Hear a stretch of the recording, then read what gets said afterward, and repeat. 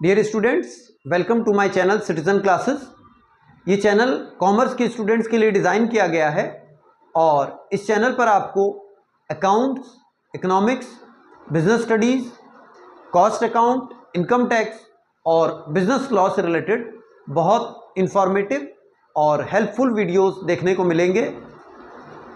जो साथी चैनल पर पहली बार आए हैं उन सब से हमारी गुजारिश है कि वो चैनल को सब्सक्राइब कर लें और बेल आइकन ज़रूर दबा दें ताकि हमारा जो भी नया वीडियो आए वो आप तक ज़रूर पहुंच सके।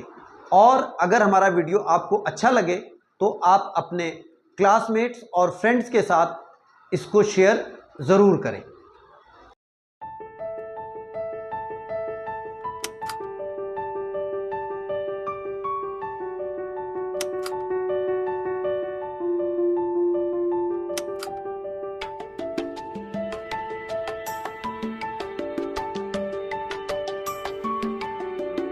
डियर स्टूडेंट्स, आज हम आपको बेसिक अकाउंटिंग टर्म्स बताएंगे जो क्लास 11th का चैप्टर नंबर 2 है। और बेसिक अकाउंटिंग टर्म्स पर हम पहले भी आपको 2 लेक्चर दे चुके हैं।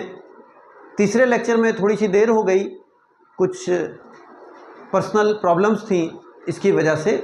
तो आज हम बहुत इम्पॉर्टेंट टर्म डिस्कस करने जा रहे हैं जिसको कहते हैं बिजनेस ट्रांजैक्शन। ये बिजनेस ट्रांजैक्शन की एक छोटी सी डेफिनेशन है यहाँ पर। तो business transaction means financial transaction that initiates the accounting process of recording in the books of accounts of an enterprise. जब बिजनेस ट्रांजैक्शन होता है तो ट्रांजैक्शन होते ही जो अकाउंटिंग की बुक्स हैं उसमें रिकॉर्डिंग का प्रोसेस शुरू हो जाता है। अब आपको बताते हैं कि ये बिजनेस ट्रांजैक्शन के कैरेक्टरिस्टिक्स क्या होते हैं। तो बिजनेस ट्रांजैक्शन की एक फाइनेंशियल वैल्यू होती है। जैसे मैं आपको एक एग्जांपल देता हूँ। मान लीजिए आपके घर के पास एक ग्रॉसरी शॉप है। आप वहाँ गए, आपने वहाँ से आटा, दाल, चावल, साबुन, तेल, घी, दूध वगैरह वहाँ से आपने ख़रीदा। तो जब आपने ख़रीदा तो ये जो भी सामान आपने ख़रीदा है इसकी एक मॉनेटरी वैल्यू है।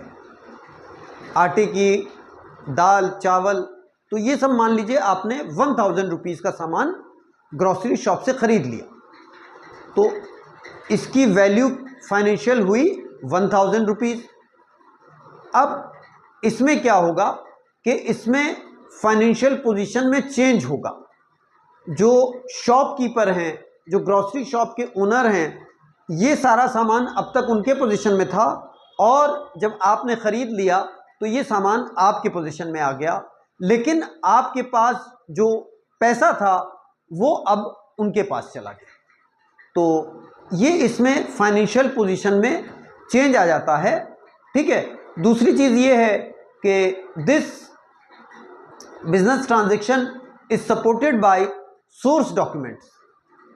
जब आप कहीं से कोई सामान लेते हैं तो वो शॉपकीपर आपको सेल इनवॉइस देते हैं, परचेज इनवॉइस देते हैं, या आपके और उनके बीच में कोई एक एग्रीमेंट होता है।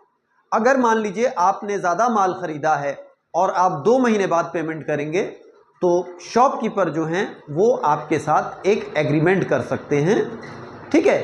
तो इसका एक ये पॉइंट होता है कि या तो परचेज इनवॉइस मिलेगा, सेल इनवॉइस मिलेगा, या एक एग्रीमेंट होगा। इसके बगैर ट्रांजैक्शन पॉसिबल नहीं होता है। उसके बाद इस फाइनेंशियल ट्रांजैक्शन की 2 साइड्स होती हैं। One side is receiving the benefit and the other side is giving the benefit. जो मैं आपको एग्जांपल दे रहा हूँ इसमें ग्रॉसरी शॉप के जो ओनर हैं वो बेनिफिट रिसीव कर रहे हैं और आप बेनिफिट उनको पे कर रहे हैं।